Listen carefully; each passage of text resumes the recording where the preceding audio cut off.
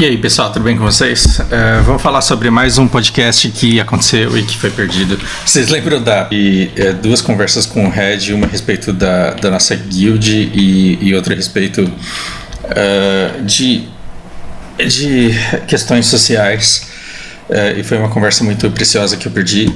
Alguns dias eu procurei o Leonardo para conversar, ele muito solícito me atendeu e a gente ficou conversando um bom tempo. E aí eu falei, eu quero gravar isso no podcast porque as pessoas precisam saber.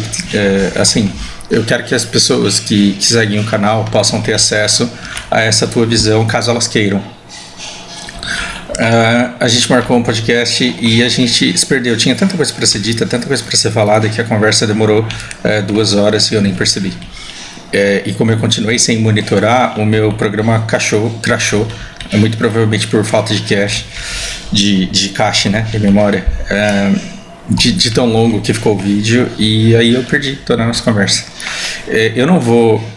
muita da nossa conversa nesse podcast que a gente gravou foi repetição da primeira conversa que a gente teve, porque eram informações que eu queria que constasse. Eu não vou privar de vocês das informações da nossa conversa, mas eu também não vou forçar o Leonardo, que está simplesmente exausto, a falar pela terceira vez aquilo que ele já me falou. Então eu separei aqui a pauta que eu usei para conversar com ele, e eu vou comentar a respeito das minhas lembranças dessa conversa. E depois eu vou mostrar para ele o vídeo. E aí ele vem aqui, caso ele queira, e a gente valida essas minhas memórias, e ele tece comentários adicionais e a gente conversa livremente sobre isso, simplesmente para uma conversa não acontecer pela terceira vez, porque, cara, simplesmente eu não acho justo. Então vamos lá, Leonardo, com sua licença para falar no teu nome, depois você me diz aí onde eu errei e a gente retrata. Ele é do Rio Grande do Sul, nem é o estado que está mais colapsado, porque Santa Catarina está muito pior. Então ele não está numa situação boa, mas ele não está num dos piores lugares.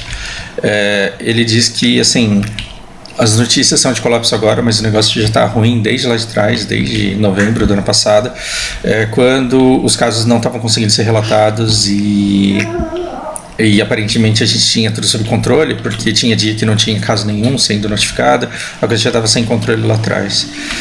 O que está acontecendo é que os profissionais da saúde eles estão exaustos. Ele conhece casos de médicos que vieram a cometer suicídio por exaustão, por questionamento da atividade que eles fazem e da vida em si, da esperança. Não há como dizer o que passa pela cabeça de uma pessoa que chega a esse tipo de ato. Muitos médicos estão falecendo por Covid. Ele tem 3 colegas que vieram a falecer. E alguns profissionais da saúde simplesmente estão colapsando emocionalmente, fisicamente, e simplesmente estão desaparecendo de seus postos de trabalho. E isso confirma muito o que eu estou vendo ao meu entorno, que as profissionais de saúde que eu conheço simplesmente desistindo, porque não querem colocar a família em risco. E eu não julgo, sabe? Eu tenho a Thaís que ficou aí 8 anos tentando engravidar, 5 anos tentando engravidar, e aí agora, quando ela conseguiu, através de tratamento, ela teve gêmeos. E depois, naturalmente, depois de 1 ano e meio, depois de 2 anos, teve mais um bebê. Então, como que com 2 filhos de 5 anos e um de 3 anos e meio, ela vai todos os dias para o hospital correndo o risco de simplesmente deixar todas essas crianças órfãs? Porque, afinal de contas, o marido dela também é médico cirurgião e ele também pode se contaminar e ter complicações a qualquer momento, sendo ele muito mais velho do que ela. Profissionais de saúde estão simplesmente indo para casa e não voltando mais. A gente tem... Adiantando aqui para a parte do retrato dos profissionais e dos riscos que eles correm, quando eu falo quais os riscos que esses profissionais correm além do Covid em si, ele mencionou o caso de uma recepcionista que foi simplesmente agredida por famílias, por um cara que estava lá buscando a vaga para uma pessoa amada. Então as pessoas elas chegam aos hospitais, não conseguem lidar com o fato de que não há nada a ser feito, porque simplesmente não há tratamento, não há espaço, não há vaga, e partem para agressão física. Então a gente tem o sistema de saúde colapsando, não só por falta de médicos e enfermeiros, mas seguranças, recepcionistas, secretários, porteiros, agentes de limpeza, ninguém que está nesse lugar agora. E as pessoas todas estão tomando suas escolhas. O que me faz pensar muito a respeito dessa conversa de vamos aumentar os leitos de UTI. É tarde demais para essa conversa, porque criar profissionais para isso, não há tempo hábil. Então o Leonardo ele já está com mais leitos do que ele consegue dar conta. E assim, uma chuva de respiradores agora e hospitais de campanha com um monte de UTI não vai resolver, porque os médicos eles hoje não são suficientes para preencher as vagas existentes. Então os médicos eles estão morrendo, cometendo erros, porque estão sendo impostos a jornadas desumanas aí uma carga horária semanal de 44 está sendo estendida para 81 horas, 82 nos exemplos citados que eu recebi. E num momento de exaustão desse, em que as famílias não respeitam e exigem alguma coisa, algum tratamento e alguma retórica que condiga com as expectativas que elas têm da narrativa de mundo delas. No momento em que as pessoas querem a saúde e a cura, a força, no grito, os hospitais não têm recursos porque faltam insumos. E o médico ele não tem o que fazer. Como fica no momento desse? Eu não vou fazer isso porque eu acho que eu não posso fazer tão bem quanto ele. Então depois ele vem aqui e explica para vocês como seria um processo de intubação sem o relaxante muscular e sem o sedativo. Imagina quando acaba o sedativo e o relaxante muscular e aí uma enfermeira é forçada a fazer esse procedimento sem anestesia e sem os devidos cuidados. Imagina o quanto traumático isso pode ser, não só para a pessoa que passa por isso, mas para o profissional que aplica também. Eu traço esse paralelo com alguém me dando um alicate, me forçando a arrancar um dente de alguém sem anestesia. Não é inimaginável a dor. Ele explica na nossa conversa a respeito dos testes que tem uma validade muito curta. Então mesmo os hospitais que se organizaram muito para fazer estoques de determinados insumos, mesmo os hospitais que fizeram um bom dever de casa no meio dessa bagunça toda, eles têm dificuldades, por exemplo, de ter testes o suficiente. Então muitos hospitais por vezes ficam 3 dias, 5 dias ou mais sem reportar número de casos, porque simplesmente não há testes o suficiente. O que me faz pensar que a nossa realidade de números relatados ela está muito vinculada à nossa capacidade de testagem, e é por isso que ela não explode tanto quanto a percepção que os médicos têm trabalhando ali dentro.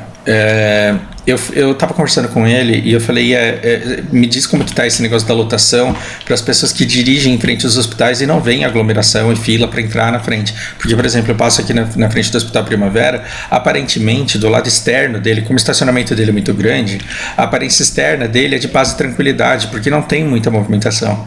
E ele falou, olha, você está num dos hospitais de exceção, porque tem muitos hospitais em que as pessoas se aglomeram na fila e se colocam nos corredores e que tem fila para entrar sim. E aí isso me fez lembrar quando eu passei na frente da UBS Sinhazinha aqui de Aracaju e de fato havia uma fila lá que me preocupava. E se está tendo fila na UBS é porque a gente tem um problema aí, porque supostamente as pessoas de Covid elas deveriam estar se acumulando na frente dos hospitais, né, e não nas UBSs que não tem muito o que fazer a respeito. Nisso tudo eu pedi um retrato dos profissionais e do risco que eles correm. Então pensa na quantidade de erros que um profissional de saúde pode acabar cometendo, e a dificuldade que eles têm de lidar com o lado passional de tudo isso, com parentes inconformados, com pessoas inconformadas, com disputas por vagas, o quanto eles temem pela própria integridade e o quanto eles têm dificuldade de lidar com todos os casos que estão acontecendo. Em relação ao kit Covid, tem um caso muito emblemático. Ele conta de um paciente que chegou lá com hepatite medicamentosa, que assim, eles demoraram para descobrir qual que era o problema. O Leonardo tirou dinheiro do bolso dele para exigir um exame que o SUS não cobre, e que o paciente não tinha plano para fazer. Depois que ele descobriu que o paciente estava com problemas hepáticos, e embora ele não fosse alcoólatra, não tivesse histórico de doença, era uma pessoa de aparência saudável, uma das enfermeiras notou que o papel de parede dele no celular, isso daqui vai dar gatilho e vai fazer com que muita gente invalide tudo que eu falei até aqui, mas tudo bem, é um preço que eu tenho que está disposto a pagar. A enfermeira, ela notou um papel de parede escrito Brasil acima de tudo, Deus acima de todos. E ela falou, vem cá, você anda tomando algum remédio preventivo para Covid? E aí o cara diz, sim, estou tomando ivermectina, inclusive por isso eu não estou com Covid, né? Entubado eu não vou ser. Essas palavras foram proferidas pelo paciente. No fim das contas ele estava com uma hepatite já medicamentosa e ele matou o fígado dele tomando absurdas quantidades de ivermectina, que de acordo com o chute do Leonardo, dada a concentração do princípio ativo por litro de sangue dele, ele deveria estar tomando alguma coisa em torno de 15 a 25 comprimidos diários de remédio verme. E onde é que essa pessoa não é vítima de uma retórica de que está tudo bem e que se der ruim? Porque assim, você pega as pessoas e deixa elas presas dentro de casa com um pacote de internet que só lhes dá acesso à internet através do WhatsApp. E aí a vida dela se forma através dessas correntes de WhatsApp, do pastor dela e do presidente dela, que dizem a mesma coisa consonante. Máscara não adianta, vacina não adianta, você tem que ter fé, reze muito, e se você pegar, tem remédio para isso, aí toma o remédio. E se você morrer, que vai ser 1% das pessoas, se você morrer é porque você não tomou o remédio cedo demais. Então esse cara, ele não quer ser o otário que não tomou remédio cedo demais, que não tomou remédio cedo o suficiente. E aí ele tá tomando lá 15, 25 comprimidos por dia. E aí ele tem o fígado completamente estragado e não consegue nem com isso entrar na fila de transplante de fígado, porque os hospitais eles vão dar prioridades para pacientes debilitados há muito mais tempo e por causas menos... Bom, eu não vou entrar aí naquilo que leva os agentes da saúde a priorizarem pacientes na fila, porque não cabe a mim falar sobre isso. Mas aí essa pessoa ela veio a falecer. Onde é que essa pessoa não é vítima de uma retórica de que tá tudo bem? Calma que depois eu vou fazer uma redenção, tá? Eu vou mudar muito o tom de todos os meus vídeos a partir de coisas que o Leonardo fez eu perceber e que me transformaram profundamente. Talvez eu me torne uma pessoa menos negativa e menos melancólica daqui pra frente. Uma coisa que eu não sabia é que qual é o meu, assim, como o dia a dia de hospital é uma coisa relativamente natural para mim, né? Porque eu cresci nos bastidores de hospitais, vendo quem são os médicos quando eles não estão trabalhando e não precisam ter aquela postura paterna, materna, que acolhe, que cuida, que sempre sabe como resolver, que sempre sabe como cuidar e que sempre tem as palavras certas na hora certa. Eu estou acostumado a ver os desabafos dos médicos entre eles. Tô acostumado não, né? Eu fui acostumado quando eu era mais novo. O desabafo dos médicos entre eles em relação ao dia a dia deles. Eu tô acostumado a ver o médico humano por trás do profissional enquanto trabalha. Na minha cabeça, os médicos eles eram confrontados com alguns dilemas do tipo: estou lidando com um paciente que acredita que esses remédios funcionam, ele já está com Covid e não há nada que possa ser feito, então que pelo menos eu recomende essas medicações e ele está me acreditando que vai funcionar, o dano colateral ele não vai ser tão grande quanto a vantagem placebo que pode ser providencial nesse momento. Eu achava que era isso que estava acontecendo. E o Leonardo ele me abriu os olhos em relação a profissionais de saúde que trabalham tanto que não tem tempo de se atualizar e trabalham tanto que não tem tempo de refletir sobre as mudanças que estão acontecendo na sociedade e que seguem orientações que vêm de cima. Então se o governo através de agentes do Ministério da Saúde está mandando recomendar determinados remédios, então ele prescreve mesmo, e a quantidade de profissionais da área da saúde que segue os protocolos de maneira irrefletida por não se dar o trabalho de pensar a respeito disso é muito grande. Não vamos falar aqui burrice, partidarismo, não vamos definir o que é que leva isso a acontecer, mas existem muitos médicos que estão agindo de acordo com esses protocolos, e só ao mesmo tempo o tempo dirá, porque não vou ser eu ou você ou ele que vai convencer de que esses caras não deveriam fazer o que eles estão fazendo. Bom, tô chegando no final aqui, e se você já se deu o trabalho de ouvir até aqui, de escutar até aqui, então agora eu espero que você escute até o final, porque você vai entender uma transformação muito grande que essa conversa que a gente teve me proporcionou. O Leonardo ele fala na nossa conversa que o cenário hoje nos hospitais é pior do que de guerra. Por que é pior do que de guerra? Porque geralmente na guerra a gente está falando de guerra histórica, tá? Não numa suposta guerra hoje, porque isso a gente não consegue imaginar como seria. Mas como a gente é entusiasta e muito interessado com história, a gente fica trocando umas figurinhas assim a respeito do que se passou na história da humanidade. E aí quando a gente olha para trás e pensa na Segunda Guerra, países perderam um grande percentual dos seus homens, então muitas famílias cresceram sem pai e só com mãe, e tiveram que se reestruturar a partir daí. E numa guerra os pacientes ou eles não chegam, ou eles chegam com coisas que você resolve ou não resolve, e resolver e não resolver é muito rápido. Então o cara chega com um tiro numa perna, com o braço estourado por uma bomba, por uma granada, ou você tem chance de resolver ou você não tem chance de resolver. E se você tiver que amputar uma perna, 6 horas depois aquele paciente já saiu da fila do tratamento, já vai para uma ala de recuperação e ele já sai do hospital. Enquanto que um paciente incubado de Covid, ele fica pelo menos 2 semanas ocupando uma vaga. Isso conversa com a pior conversa de todas que eu tive aqui na padaria perto de casa, em que ela falou, olha, é muito triste porque eu conheço todo mundo aqui porque eu sempre trabalhei aqui, eu sempre vivi aqui. Então a gente perdeu 5 pessoas aqui do bairro. E o mais triste de tudo isso é que você vai na frente do hospital, as pessoas estão torcendo para os pacientes morrerem para abrir vaga mais rápido, porque a recuperação demora muito mais. Então, ontem estava todo mundo comemorando porque tinham aberto 5 vagas. Isso realmente me parte o coração e me faz pensar que o efeito, assim, ele é tão devastador e muito mais devastador do que as guerras, porque as famílias, salvo o Japão que foi bombardeado e aí perdeu a família inteira e não sobrou ninguém, ou perdeu uma mãe e o pai acabou sobrevivendo. Mas pensa, por exemplo, nos Estados Unidos, que mandaram tropas e que perderam uma quantidade enorme de pais e famílias que cresceram alicerçados pela mãe. O Covid é pior do que uma guerra para essa geração. Por quê? Porque o Covid está levando pai e mãe e está deixando um monte de criança aí completamente desassistida. Eu tenho... veja, eu tenho... Na minha história, a minha mãe ela teve câncer linfático. O negócio é tão rápido que depois da descoberta, em menos de 6 meses ela já tinha morrido. E ela entrou no hospital sem saber que ela ia morrer.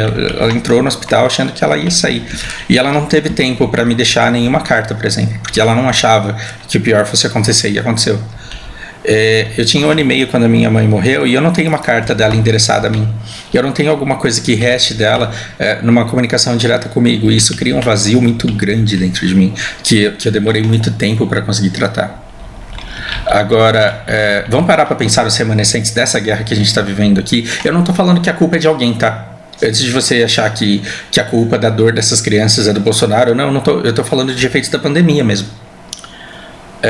Quando eu paro para pensar no efeito que essa pandemia vai causar lá na frente, você vai ter uma série de crianças que hoje têm a minha idade quando eu perdi a minha mãe, que tem a idade da Lana hoje, e que daqui 18, 20 anos vão querer saber o que aconteceu e vão investigar por não estarem conformados de terem perdido seus pais. E o que muito provavelmente eles vão encontrar? Eles muito provavelmente vão encontrar as redes sociais de seus pais, dizendo máscara não funciona, deixa a gente trabalhar, a gente tem que lutar por isso, para de nos privar dos nossos remédios. Ou então o contrário, imagina o contrário, que doloroso seria. Porra, parem esse presidente, parem esse discurso desse governo, as pessoas precisam ser protegidas. As crianças de agora, elas terão acesso, muito provavelmente, a uma abundância de material dos últimos dias de seus pais, e vão ver o quanto eles individualmente eram grandes heróis, porque individualmente nós somos grandes heróis, mas como coletivo, como sociedade, a gente é um bando de imbecil.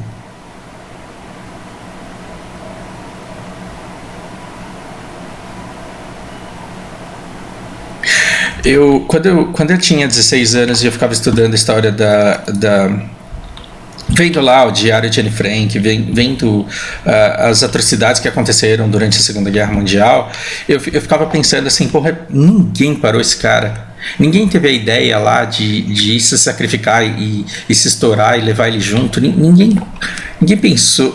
Pelo amor de Deus, gente, não estou dando ideia para isso. Mas, assim, eu ficava olhando para os livros de história e eu falava como que as pessoas deixaram isso acontecer. E aí, assim, cá estamos. A gente está vendo uma série de coisas que poderiam ter sido feitas e que não estão sendo feitas, e a gente não está tomando uma atitude mais drástica em relação a isso. Então eu quero deixar uma mensagem, possivelmente para pessoas que venham a assistir isso daqui a muito tempo. Agora eu entendo as pessoas que foram contemporâneas ao Holocausto, as pessoas que viram, as pessoas que vivenciaram situações que as indignavam, que elas queriam agir, mas que elas nada poderiam fazer a respeito disso. Hoje eu entendo que se eu fosse um alemão e se eu saísse às ruas da Alemanha dizendo que aquilo precisava ser parado e que aquilo não podia ser feito, eu ia encontrar uma sociedade que no fundo queria que aquilo acontecesse.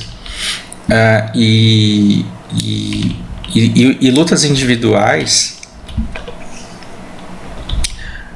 não surtem efeito quando você já tem uma sociedade completamente direcionada a isso. E a gente não teve tempo, porque esse direcionamento ele começou a acontecer muito antes da pandemia começar. A distorção da realidade, as correntes de WhatsApp, o descrédito da mídia e dos veículos jornalísticos, o descrédito da ciência. A gente nossa sociedade ela é fruto de um projeto que inclui financiamento de movimentos como de terraplanismo, que tem por único objetivo descreditar a ciência e fazer com que as pessoas se prendam em microbolhas, e para que elas sejam levadas por qualquer retórica que lhes seja imposta, para que elas não sejam as idiotas que estão sendo enganadas. E esse método, essa estratégia de dominação por confusão, por caos, por desinformação, ela é muito eficiente, e uma pessoa que supõe que entende a realidade a partir de sua perspectiva limitada, com as informações que ela consegue receber, e eu digo isso mesmo as pessoas da ciência, ela não consegue sozinha mudar todas as engrenagens de uma sociedade. A gente não consegue parar isso.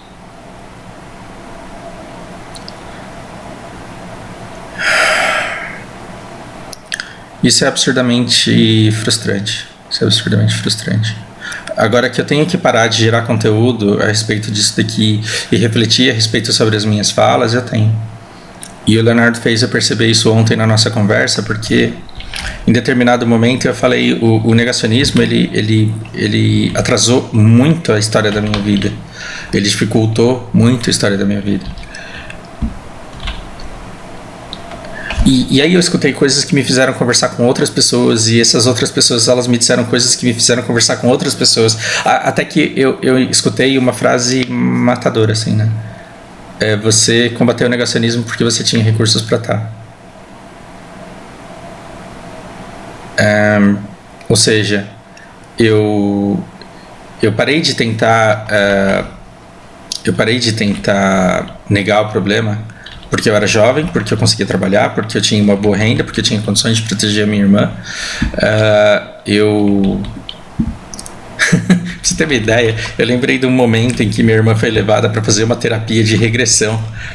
E nessa regressão descobriu-se que ela era do jeito que ela é, ou seja, ela tem esquizofrenia por causa de traumas da vida passada, e que o espírito que a perseguia e que tornava a vida dela mais difícil era eu. Olha que maravilha. Então, assim, para curar a minha irmã era preciso se afastar de mim, porque eu era a pessoa que não deixava ela florescer como pessoa, desenvolver a individualidade dela e a liberdade dela. E essa pessoa foi remunerada por alguém da minha família, ainda por cima. Então, quando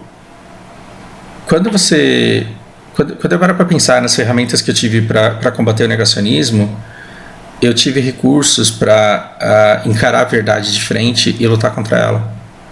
Mas aí, e se eu fosse um senhor de mais de 80 anos que faliu e que perdeu tudo que tinha, que na falência de suas empresas perdeu até os planos de previdência que pagava ao longo da vida, e sendo sustentado pela esposa e tendo uma filha esquizofrênica, se visse limitado de qualquer coisa que ele pudesse fazer para solucionar essa situação.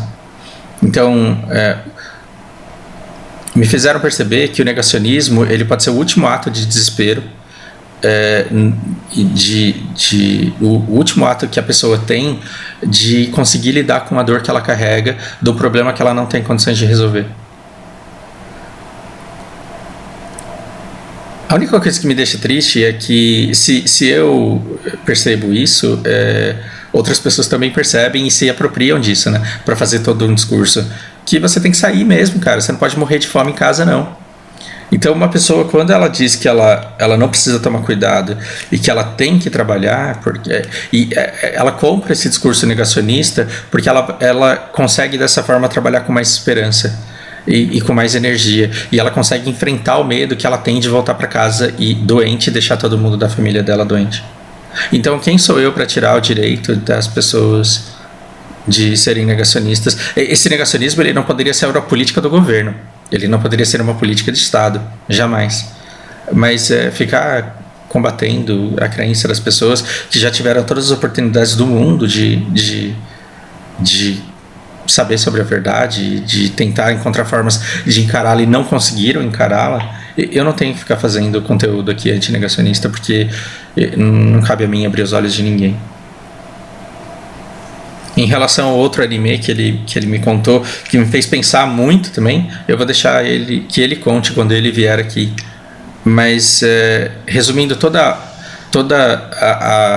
a conclusão que ele tire, que eu entendi a respeito do anime que ele assistiu, quando você tenta buscar Deus e o demônio, e o Deus com o poder de criação dele, de começar tudo do zero, de recriar, e o demônio com o poder dele de desvirtuar, de corromper, de destruir, o escritor em sua obra e as pessoas que assistem a obra dele não estão falando das entidades em si, eles estão falando do ser humano.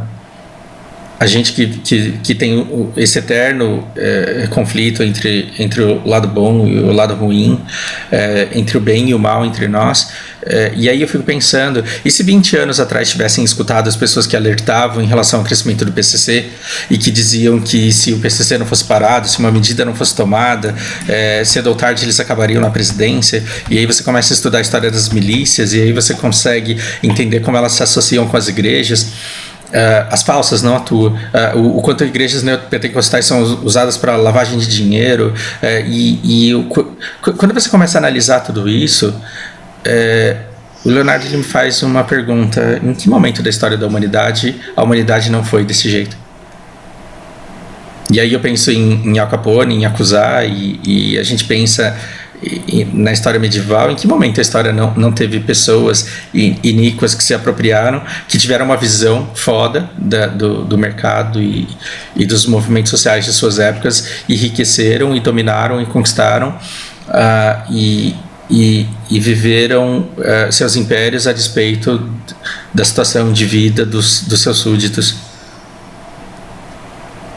A conclusão disso é muito triste, porque eu acho que esse governo de desinformação genocida, ele tem que ser parado, sim.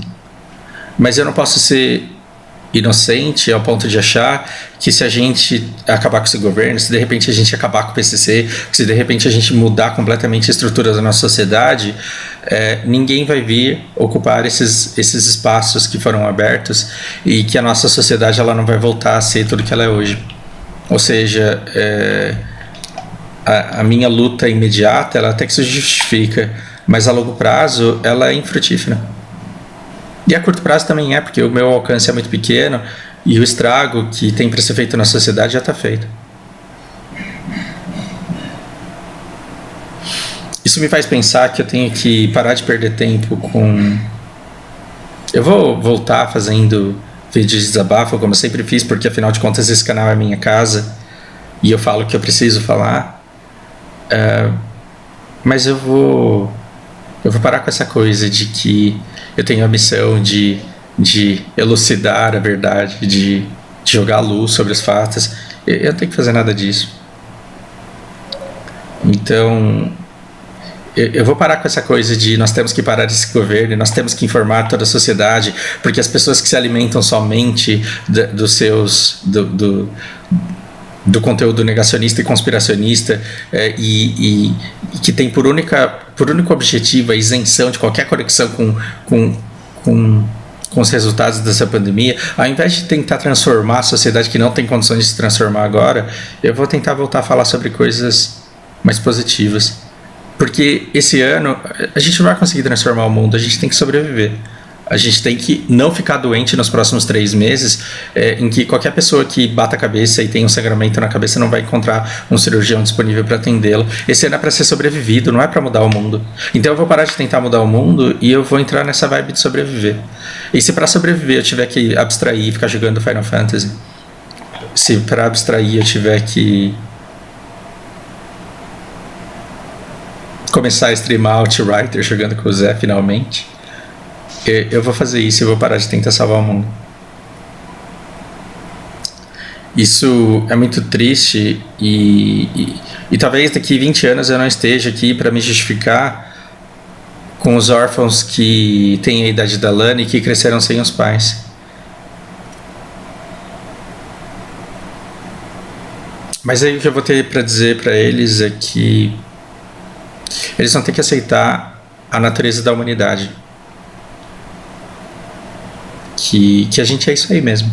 Que a gente quando é confrontado com o medo, cada pessoa lida com esse medo de uma forma. Algumas pessoas lidam com esse medo simplesmente negando a existência do perigo. E as pessoas, elas não conseguem se comportar... o ser humano, ele não foi programado para pensar no mundo inteiro. Ele foi programado para pensar na família dele, na tribo dele, no grupo dele, mesmo que todos os outros grupos se lasquem. E aí o mundo cresceu demais e nos impôs conectividades que, na verdade, pela nossa biologia não deveriam nem existir. Então hoje espera-se do humano uma consciência universal da condição humana, uma consciência da condição de todos os seres humanos no planeta inteiro. E isso não é natural, isso não é possível. Não se pode esperar isso de um ser humano, que ele faça mais do que se preocupar consigo e com a sua própria sobrevivência. Em relação aos acontecimentos, uma coisa que a gente não consegue ter quando a gente está vivendo alguma coisa é o distanciamento necessário para enxergar as coisas numa perspectiva mais ampla. Então hoje as pessoas conseguem enxergar a Primeira Guerra Mundial, a Segunda Guerra Mundial, as cruzadas numa perspectiva muito mais ampla, em que elas conseguem enxergar os fatores que levaram tudo a acontecer, e as consequências que acarretaram, e quem se aproveitou dessas consequências, quem tirou vantagem, né, das coisas que acarretaram. Hoje a gente não consegue, são muitos fatores. Não tem poucos elementos puxando as cordas que movem as engrenagens do mundo. É muita coisa e vai além da capacidade de compreensão de qualquer ser humano. E assim, se foi genocídio ou não, se poderia ter sido evitado ou não, quantas vidas poderiam ter sido poupadas de fato, isso vai ficar muito mais evidente daqui a 20 anos, e quando você estiver procurando essas informações para descobrir a respeito do seu passado, dos seus pais, dos seus tios, dos seus avós. A gente que está vivendo no turbilhão da coisa, a gente não consegue parar e olhar e distinguir isso claramente. A gente só fez o que pode, nesse ano a gente sobreviveu, ou não. Enfim, depois eu quero as opiniões do Leonardo, não só em relação ao que eu acabei de falar, mas em relação às lembranças que eu tive da conversa que a gente teve. Tomara que ele apareça aqui e que a gente leve isso para uma outra direção, e que essa conversa tome um outro rumo sem que ele tenha que repetir tudo que ele falou anteriormente. Por hora é isso, obrigado por terem escutado até aqui. E um grande abraço para vocês.